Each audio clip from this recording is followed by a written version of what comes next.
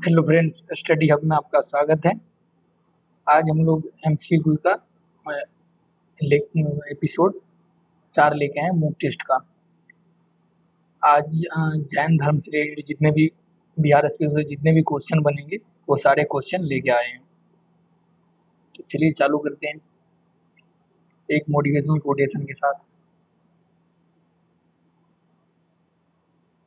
बीता हुआ कल तुम्हारे दिमाग में है, बीता हुआ कल तुम्हारे दिमाग में है, और आने वाला कल तुम्हारे हाथ में।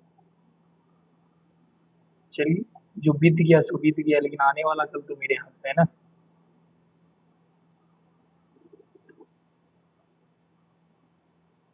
जैन दर्शन के अनुसार संसार का वास्तविक कारण क्या है। जैन दर्शन वाले जैन यूं तो मानते हैं कि संसार नश्वर संसार नश्वर है। संसार की उत्पत्ति ईश्वर की वजह से, ईश्वर ने नहीं की है, ये मानते हैं लोग। संसार वास्तविक है ये मानते हैं, लेकिन ईश्वर ने बनाया ये नहीं मानते हैं। तो इसका और इसके और संसार के वास्तविक कारण मानते हैं कि इसके 6 तत्व होते हैं, जिसे आदित्य आदित्य कहते हैं। ये इससे मिलकर बना है ये संसार। तो वो छह छह तत्व ये 6 तत्व है।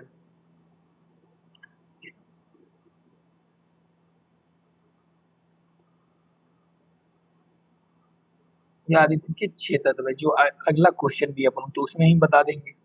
तो इसका आंसर बी हुआ। जैन दर्शन के अनुसार आदित्य कितने हैं?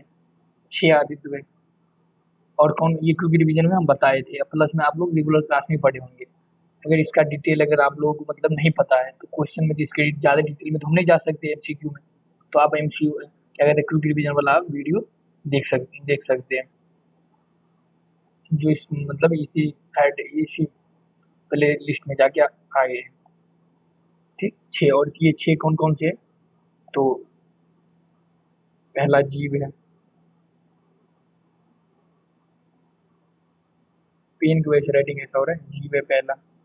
दूसरा धर्म हुआ। तीसरा धर्म हुआ।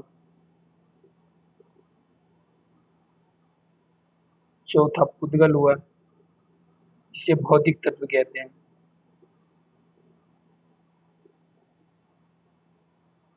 और पचमा देखे तो आकाश हुआ।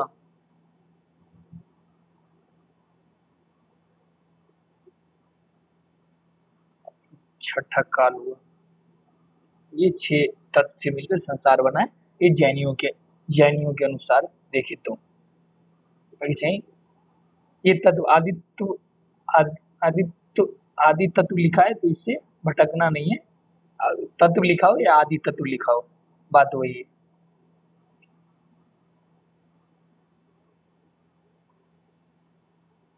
जैन दर्शन के अनुसार जीन जीन कहलाते हैं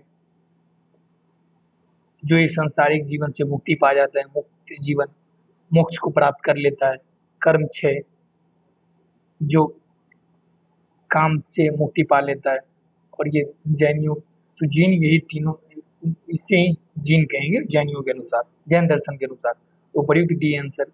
अगर ऐसे क्वेश्चन है ना, तो पहले अपन लोग ये देखेंगे कि मतलब बैकग्राउंड में क्या क्या पढ़े हैं, क्या रिवीजन किए हैं।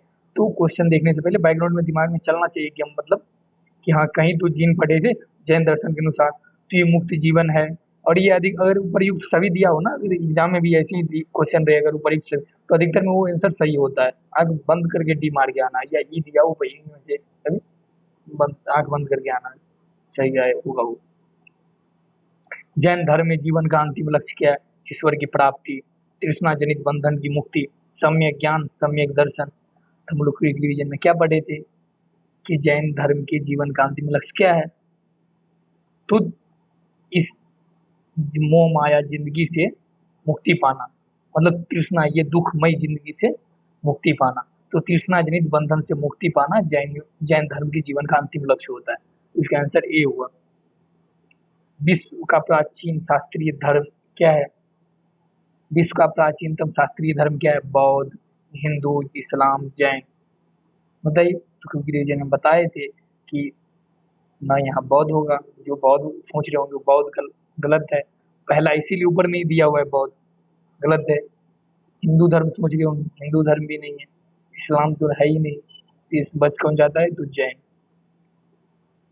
जैन धर्म कहाँ जैन धर्म कहाँ से विस्तार पाया था? जैन धर्म कहाँ से विस्तार पाया था? तो महावीर स्वामी का जन्म कहाँ हुआ था? कुंडग्राम, वैशाली, बिहार में।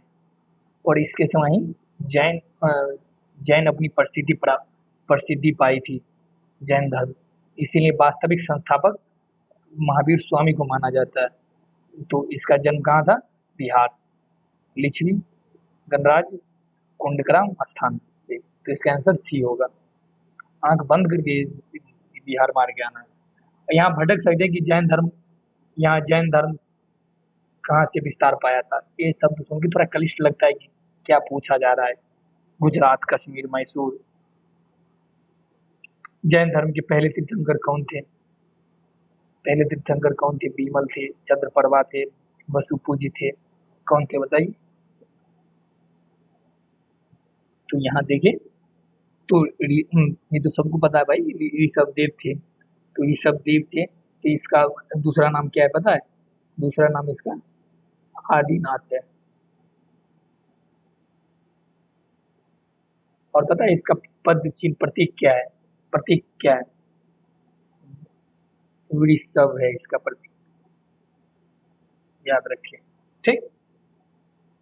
ये चार इधर जैनियों का नाम दे, जैन मुनियों का नाम दे दिया, और इधर प्रतीक दे दिया और मिलान करने के लिए। तो आप फंस सकते हैं। इसीलिए जाके जहाँ पढ़े होंगे वो प्रतीक वाला क्वेश्चन देखे कि किस जैन तीर्थंकरों के लिए किस प्रतीक से सूचित किया गया है, और वो जाके रिवीजन करे। और मैंने कुछ रिवीजन ही बताया है। 10वें तीर्थंकर शीतलनाथ का चरण चिन्ह कहाँ अंकित है? पाटलिपुत्र, भागलपुर, मुंगेर, जतरा, कहाँ पे? तो ये देखें। तो जीतलनाथ, बताइए कहाँ पे? तो भागल बताए थे ना क्विक रिवीजन में कि इसका पद चरण चिन्ह देखे तो जतरा जतरा में जतरा में अंकित किया हुआ मिला था। ठीक। और इसके देखें पद, इसके प्रतीक देखे, पद चिन्ह प्रतीक देखे तो क्या पता है? कल्प वृक्ष है, कल्प वृक्ष।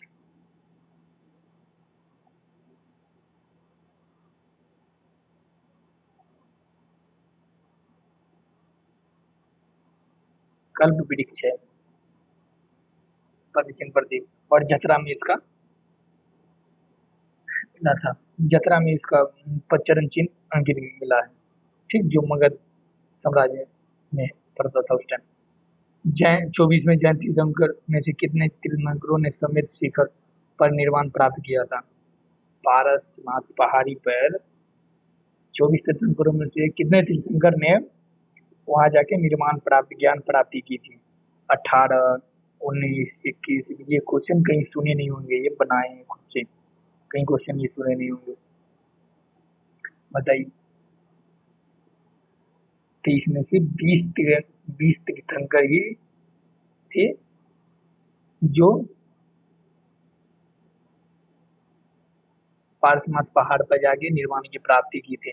जिसमें से 24 टोटल तीर्थंकर, जिसे महावीर स्वामी, नेमिनाथ और मल्लीनाथ, शीतलनाथ, ये चारों नहीं थे उसमें। ठीक। पारसनाथ श्री समेत शिखर किस तीर्थंकर के नाम पर पड़ा है? बताइए किस तीर्थंकर के नाम पे पड़ा है?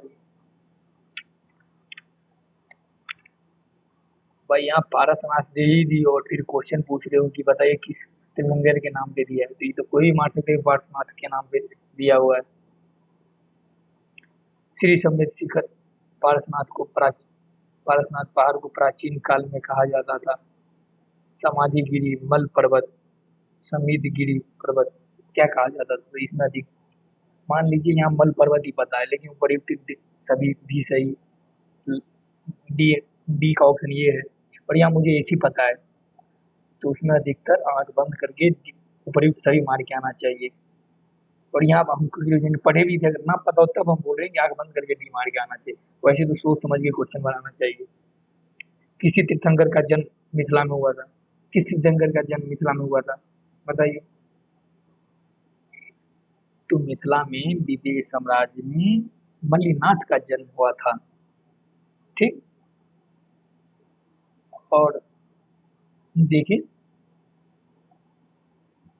और इसका पद चिन्ह, और इसका पद चिन्ह देखे तो कलश है।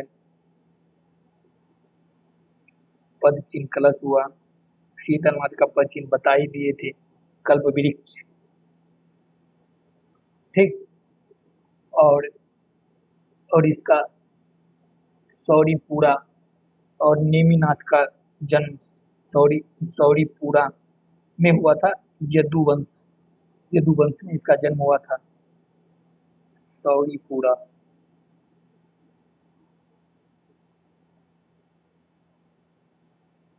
सौरीपुरा यदुवंश में हुआ था। और अजीत नाथ का जन्म देखे तो अयोध्या में इक्ष्वाकु वंश के इक्ष्वाकु अयोध्या में हुआ था। इक्ष्वाकु वंश में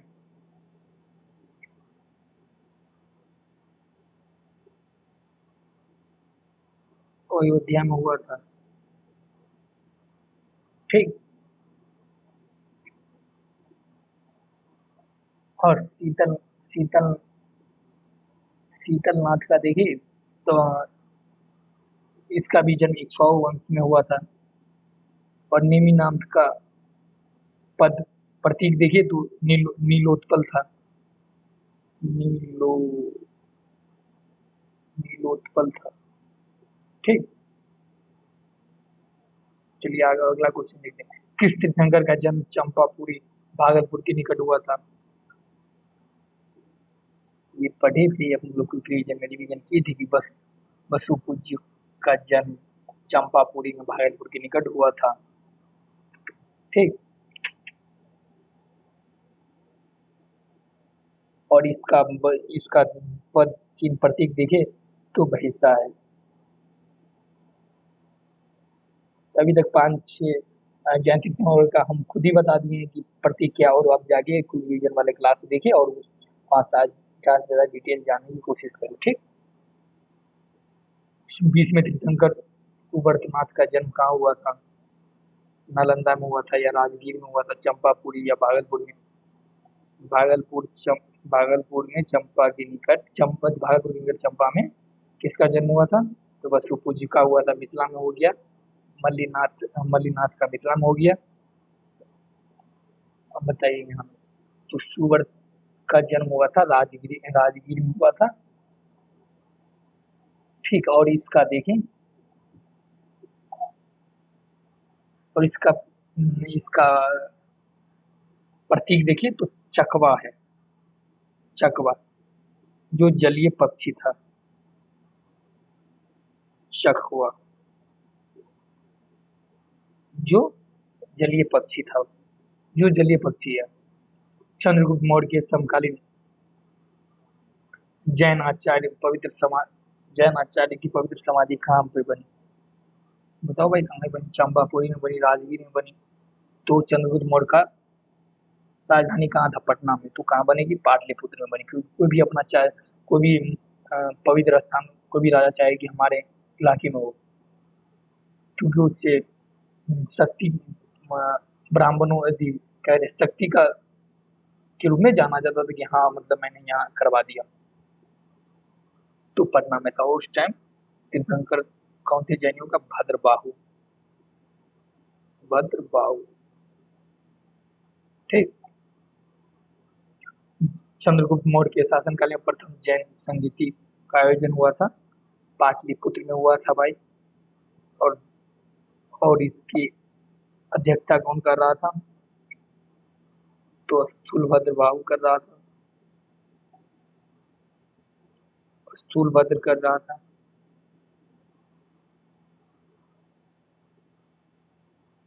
स्थूलभद्र, और द्वितीय बहुत संगति हुई थी वल्लभी में या वल्लभी कहीं कहीं लिखा रहता है। और अध्यक्षता की नहीं क्षमा श्रवण ने अध्यक्षता की थी द्वितीय बौद्ध संगति की। ठीक। प्रथम बौद्ध संगति में ही श्वेतांबर और दिगंबर में विभाजन हुआ था, और द्वितीय जैन संगति में आचारांग पुत्र और भगवती सुतप का संकलन हुआ था। प्रथम जैन संगति की अध्यक्षता किसने की थी? स्थूलभद्र बाहु ने की थी, बताए ऊपर ही। किस जैन संगति के पश्चात जैन धर्म दिगंबर और श्वेतांबर में विभाजित हुआ? तो वो प्रथम थी। दिगंबर दिगंबर दिगंबर के उप संप्रदाय है। दिगंबर संप्रदाय के उप संप्रदाय कौन से? 20 पंथी थे, समैया पंथी थे। हम लोग डिवीजन किए थे, 13 पंथी थे, तो बताइए इसमें से। तो ऊपर सभी थे। और यहाँ एक और देख लेते हैं कि यहाँ देख लेते हैं श्वेतांबर। श्वेतांबर श्वेतांबर का उप संप्रदाय देखे तो 2 है। पहला है स्थानकवासी। स्थानकवासी पहला है स्थानकवासी। दूसरा हुआ डेरावासी।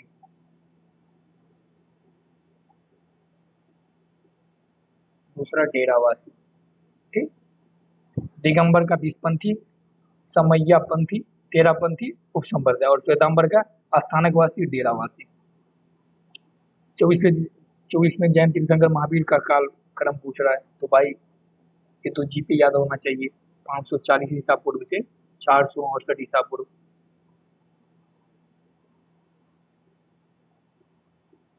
जैन धर्म की किस शास्त्र को वेद में सम्मिलित किया गया है? बताइए। धर्म कथांक को, या विपाक सूत्रांक को, या आचारांक को, या आगम शास्त्र को?